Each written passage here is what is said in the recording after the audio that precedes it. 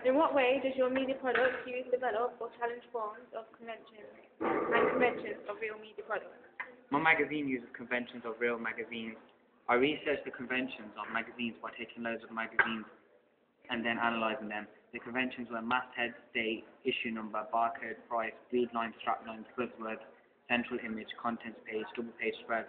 I used all of these conventions on my magazine to make it look professional, legit and realistic.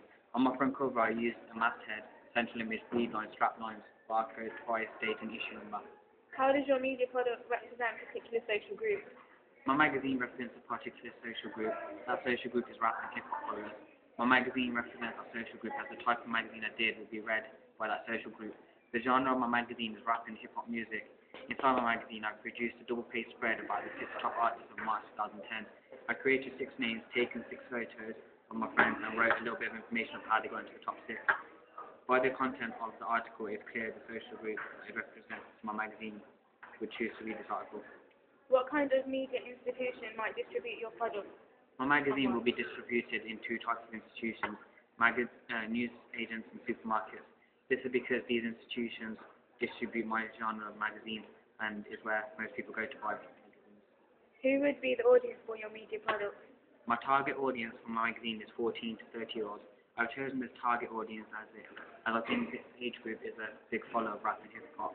Plus, with all the pictures and the hashtags I've used, I think it will attract the attention of the target audience. How did you attract and address your audience?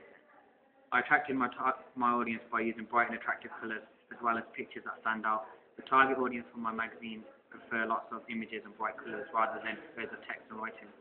By using this information to my advantage, I've reduced the magazine with bright colours and loads of pictures. Looking back at your preliminary task, what do you feel you have learned in the progression from it to the full product? I learned how to professionally and efficiently use Photoshop. I learned how to import pictures onto Photoshop, edit them by adding effects, cutting out the background, sharpening up the picture, blur the picture, and import it onto my product. I also learned how to produce products to a high standard in Photoshop.